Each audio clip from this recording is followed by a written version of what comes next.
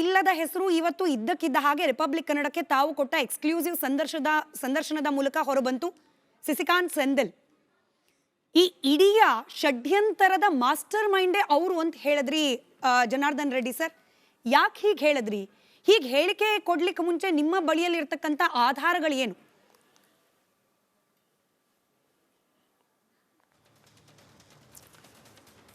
ನೋಡಿಮ್ಮ, ಇವತ್ತು ಇಡೀ ಕರ್ನಾಟಕ ರಾಜ್ಯದಲ್ಲಿ ಮೊದಲು SIT ರಚನೆ ಆದ ತಕ್ಷಣ ಮೊದಲು ರಾಜ್ಯದ ಮುಖ್ಯಮಂತ್ರಿಗಳು SIT ರಚನೆ ಮಾಡಲಿಕ್ಕೆ ಅವರು ಒಪ್ಪಲಿಲ್ಲ.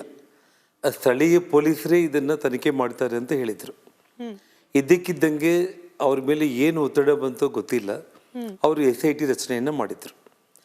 ಇದಾದಮೇಲೆ ಇವತ್ತು ಈ ಕಳೆದ 2 ವಾರಗಳಿಂದ ಒಬ್ಬ ಮುಸುಕುದಾರಿಯನ್ನು ಕರ್ಕೊಂಡು ಬಂದುಬಿಟ್ಟು ಅವನ ತಲೆಯಲ್ಲಿ ಒಂದು ಬುರುಡೆಯನ್ನು ತೊಗೊಂಡು ಬಂದು ತೋರಿಸಿ, ಆ ಬುರುಡೆ ಎಲ್ಲಿಂದ ತೊಗೊಂಡು ಬಂದಿದ್ದಾನೆ ಏನು ಅನ್ನೋದ್ರ ಬಗ್ಗೆ ವಿಚಾರ ಮಾಡ್ತೇನೆ. ಇವತ್ತು ಕಾನೂನು ಪ್ರಕಾರ ಒಬ್ಬ ಮನುಷ್ಯ ಒಂದು ಬುರುಡೆಯನ್ನು ತೊಗೊಂಡು ಬಂದಿದ್ದಾನೆ ಅಂದ ತಕ್ಷಣ ಎಲ್ಲಿಂದ, ಯಾವ ನೆಲದಿಂದ ತೊಗೊಂಡು ಬಂದಿದ್ದಾನೆ ಅನ್ನೋಂಥ ಒಂದು ವಿಚಾರ ಆಗಿರ್ಬೋದು. ಕಾನೂನಾತ್ಮಕವಾಗಿ ತಹಸೀಲ್ದಾರು, ಪೊಲೀಸರು, ರೆವಿನ್ಯೂ ಇಲಾಖೆಗಳೆಲ್ಲ ಸೇರಿ ಆ ಹೂತಿಟ್ಟಿರುವಂಥ ಶವದ ಒಂದು ಹೊರಗಡೆ ತೊಗೊಂಡು ಬರೋ ಟೈಮ್ನಲ್ಲಿ ಪಂಚನಾಮ ಮಾಡಬೇಕು. ಅಲ್ಲಿ ಸಿಕ್ಕಿರುವಂಥದ್ದನ್ನು ಸತ್ಯ ಅಂಥೇಳಿ ಅದರ ಆಧಾರದ ಮೇಲೆ ಓಹೋ ಈ ಮನುಷ್ಯ, ಈ ಮುಸುಕುದಾರಿ ನಿಜವಾಗ್ಲೂ ಕೂಡ ಇವನು ಕ್ರೆಡಿಬಿಲಿಟಿ ಇರೋ ವ್ಯಕ್ತಿ ಅಂತೇಳಿ ಆಮೇಲೆ ಇವರು ತನಿಖೆಯನ್ನು ಮುಂದುವರಿಸಬೇಕಾಗಿತ್ತು. ಆದರೆ ಏಕಾಏಕಿ ಒಬ್ಬ ಅನಾಮಧೇಯ ವ್ಯಕ್ತಿ, ಒಬ್ಬ ಮುಸುಕುದಾರಿ ಒಂದು ಬುರುಡೆಯನ್ನು ತಗೊಂಡು ಬಂದು ಈ ರೀತಿ ನಾನು ಸಾಕಷ್ಟು ಕಡೆ ನಾನು ಸೆವೆಗಳನ್ನು ಹೂತಿಟ್ಟಿದ್ದೀನಿ ಅಂತೇಳಿ ಹೇಳಿದ ತಕ್ಷಣ ಇವತ್ತೇನು SIT ರಚನೆಯನ್ನು ಮಾಡಿಬಿಟ್ಟು ಇವತ್ತು ಕಳೆದ 2 ವಾರಗಳಿಂದ ಕೂಡ ನಾವೇನು ನಾಟಕ ನೋಡ್ತಾ ಇದ್ದೀವಿ. ಅಂದರೆ ಇವತ್ತು ಆ ಮುಸುಕುದಾರಿ ಆಗಿರ್ಬೋದು, ಅನನ್ಯ ಭಟ್ ಅನ್ನುವಂಥ ಒಂದು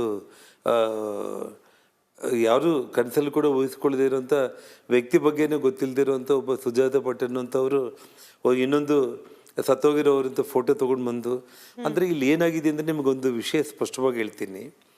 ಬಳ್ಳಾರಿ ಮೂಲದ ಒಬ್ಬ ಅನ್ಯ ಮತಕ್ಕೆ ಸೇರಿರುವಂಥ ಒಬ್ಬ ಯುವಕ ಸೌಜನ್ಯ ಕೊಲೆಯಿಂದ ಹಿಡಿದು ಧರ್ಮಸ್ಥಳದ ಬಗ್ಗೆ ದೊಡ್ಡ ಮಟ್ಟದಲ್ಲಿ ಅಪಪ್ರಚಾರಕ್ಕೆ ಕೈ ಹಾಕಿ ಅದು ಮಿಲಿಯನ್ಸ್ ಆಫ್ ವ್ಯೂಸ್ ವೈರಲ್ ಆದ ತಕ್ಷಣ ಅವನ ಜೋಡಿಯಲ್ಲಿ ಇನ್ನೊಂದಿಬ್ಬರು ಕೈ ಜೋಡಿಸ್ಕೊಂಡ್ಬಿಟ್ಟು ಅವ್ರು ಮಾಡಿರೋ ಅಪಪ್ರಚಾರವನ್ನು ಪ್ರೂವ್ ಮಾಡಲಿಕ್ಕೆ ಆಗದೇ ಇರುವಂಥ ಒಂದು ಸ್ಥಿತಿಯಲ್ಲಿ ಇನ್ನೊಬ್ಬ ಮುಸುಕುದಾರಿಯನ್ನು ಫೀಲ್ಡಿಗೆ ಕರ್ಕೊಂಡು ಬಂದು ಇವತ್ತು ಆ ಮುಸುಕುದಾರಿ ಈ ಯೂಟ್ಯೂಬರ್ಸು, ಸೋಷಿಯಲ್ ಮೀಡಿಯಾ ಅಪಪ್ರಚಾರ ಮಾಡ್ತಿರೋ ಎಲ್ಲ ಗ್ಯಾಂಗ್ ಹಿಂದೆ ಇವತ್ತು ನಾನೇನು ಹೇಳ್ತಾ ಇದ್ದೇನೆ, ಮಂಗಳೂರು ಜಿಲ್ಲಾಧಿಕಾರಿಗಳಾಗಿದ್ದು ಅಲ್ಲಿಂದನೇ ರಾಜೀನಾಮೆ ಕೊಟ್ಟಿರುವಂಥ ಒಬ್ಬ ವ್ಯಕ್ತಿ ಇವತ್ತು ನಮ್ಮ CAA ಮತ್ತು ನಮ್ಮ ಆರ್ಟಿಕಲ್ 370 ಅಥವಾ ಟೋಟಲ್ ಹಿಂದೂ ಭಾವನೆಗಳಿಗೆ ವಿರುದ್ಧವಾಗಿ ಇದ್ದು ಎಡಪಂಥೀಯ ಒಂದು ವಿಚಾರಧಾರೆಯನ್ನು ಇಟ್ಕೊಂಡಿರುವಂಥ ಒಬ್ಬ IAS ಅಧಿಕಾರಿಯಾಗಿದ್ದು ರಾಜೀನಾಮೆಯನ್ನು ಕೊಟ್ಟು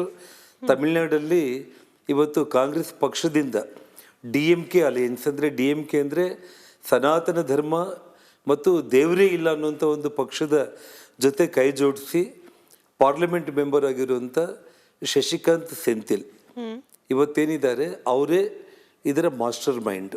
ಯಾಕಂದ್ರೆ ಈ ಮುಸುಕುದಾರಿ ಕಳೆದ ಒಂದು ದಶಕಕ್ಕೂ ಹೆಚ್ಚು ಅಲ್ಲಲ್ಲ ಕೇವಲ ಅವರ ಭಾಗದಲ್ಲಿ ಕರ್ತವ್ಯ ನಿರ್ವಹಿಸಿದ ಅಧಿಕಾರಿ ಅನ್ನೋ ಕಾರಣಕ್ಕೆ ಈ ಅನುಮಾನನ, ಅಥವಾ ಅವರಿದ ಈಗ DMK ಜೊತೆಯಲ್ಲಿ ಅಲಯನ್ಸ್ ಇರೋ ಕಾಂಗ್ರೆಸ್ ಪಕ್ಷದಲ್ಲಿ ಇದ್ದಾರೆ ಅನ್ನೋದಕ್ಕ?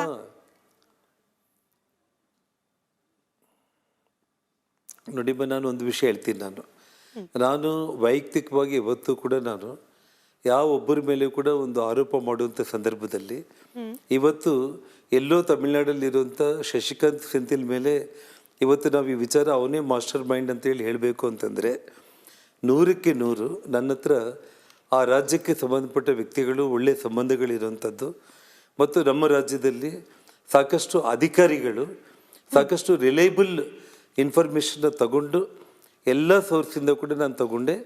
ಇವತ್ತು ಇಷ್ಟು ದಿನ ಕಾದು ಇವತ್ತು ಧರ್ಮಸ್ಥಳದ ವಿಚಾರದಲ್ಲಿ ನಮ್ಮ ಹಿಂದೂ ಧಾರ್ಮಿಕ ಭಾವನೆಗಳಿಗೆ ಭಕ್ತರ ಒಂದು ಸೆಂಟಿಮೆಂಟ್ಸ್, ಎಮೋಷನ್ಸ್ ನಿಮಗೆ ಸಿಕ್ಕ ಈ ಲಿಂಕ್ ಅಂದ್ರೆ ಸಸಿಕಾಂತ್ ಸೆಂಥಿಲ್ ಅವರಿಗೂ ಹಾಗೆ ಧರ್ಮಸ್ಥಳದ ವಿರುದ್ಧ ಆರೋಪ ಮಾಡ್ತಿರುವವರಿಗೂ ಇರುವ ಲಿಂಕ್ ಅನ್ನ ನೀವು ಬಹಿರಂಗವಾಗಿ ಟಿವಿಯಲ್ಲಿ ಹೇಳಬಹುದು ಅಂತ ಅನ್ಸಿದ್ರೆ ಹೇಳಬಹುದಾ? ನನಗೆ ಗೊತ್ತು ಅದೆಲ್ಲವೂ ಕೂಡ ತನಿಖಾಧಿಕಾರಿಗಳ ಕೈ ಸೇರಬೇಕು.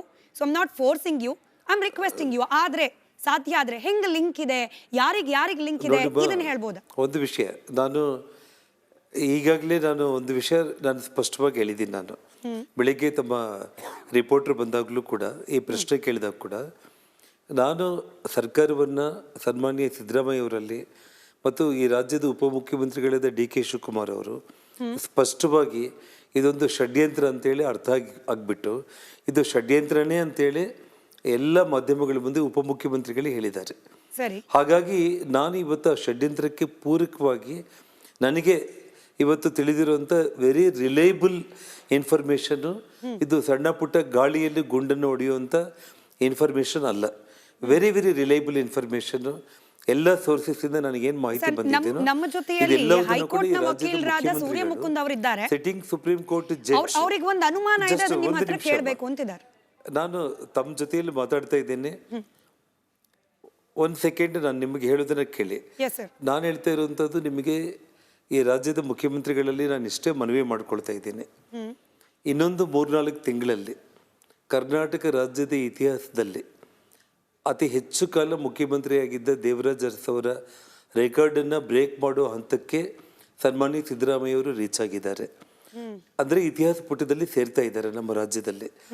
ಇನ್ನೊಂದು ಸಲ ಅವರು ಇತಿಹಾಸದ ಪುಟದಲ್ಲಿ ಈ ಹಿಂದೂ ಧಾರ್ಮಿಕ ಭಾವನೆಗಳಿಗೆ, ಭಕ್ತರ ಸೆಂಟಿಮೆಂಟ್ಸು, ಎಮೋಷನ್ಸ್ಗೆ ಧಕ್ಕೆ ಬಂದು ಆ ಪುಣ್ಯಕ್ಷೇತ್ರ ಧರ್ಮಸ್ಥಳಕ್ಕೆ ಕಳಂಕ ತಗೊಂಡು ಬಂದಿರುವಂಥ ಒಂದು ವಿಚಾರದಲ್ಲಿ ಈ ಷಡ್ಯಂತ್ರದ ಹಿಂದೆ ನಾನು ಏನು ನೇರವಾಗಿ ಇವತ್ತು ಆರೋಪ ಮಾಡ್ತಿರುವಂಥ ಶಶಿಕಾಂತ್ ಸೆಂಥಿಲಿಂದ ಹಿಡಿದು ಉಳಿದಿರೋ ಯೂಟ್ಯೂಬರ್ಸ್ ಮತ್ತು ಮುಸುಕುದಾರಿ ಇವರೆಲ್ಲರನ್ನೂ ಕೂಡ ಸೇರಿಸಿ ಇವತ್ತು ಇಡೀ ಕರ್ನಾಟಕ ರಾಜ್ಯಕ್ಕೆ, ಇಡೀ ವಿಶ್ವಕ್ಕೆ ಆ ಧರ್ಮಸ್ಥಳ ಸಂರಕ್ಷಣೆಗೆ ನಾನು ಬದ್ಧನಾಗಿದ್ದೇನೆ ಅಂತೇಳಿ ಮುಖ್ಯಮಂತ್ರಿಗಳು ದಯಮಾಡಿ ಈ ಒಂದು ತನಿಖೆಯನ್ನು ಅವರು ಒಳಪಡಿಸಿದರೆ, ಒಂದು supreme court sitting judge, high court sitting judge ಆಗಿರ್ಬೇಕು, ಅಥವಾ NIA ಅಥವಾ CBI ತನಿಖೆಗೆ ಅವರು ಒಳಪಡಿಸಿದರೆ ಅವ್ರ ಹತ್ರ ನಾನು ಎಲ್ಲ ವಿಚಾರಗಳನ್ನ ಕೂಡ ಶೇರ್ ಮಾಡ್ಕೊಳ್ಳೋದಕ್ಕೆ ನಾನು ಸಿದ್ಧನಾಗಿದ್ದೇನೆ. ಕಡೆಯದಾಗಿ ಒಂದು ಪ್ರಶ್ನೆ ಸರ್, ನೀವು ಗಾಳಿಯಲ್ಲಿ ಗುಂಡು ಹೊಡಿತಿಲ್ಲ ಅನ್ನೋದನ್ನು ಖಾತ್ರಿಪಡಿಸ್ಲಿಕ್ಕೆ ವೀಕ್ಷಕರಿಗೆ, ಜನರಿಗೆ ನಿಮ್ಮ ಹತ್ರ ದಾಖಲೆಗಳಿರೋದು ಖಚಿತವಾ?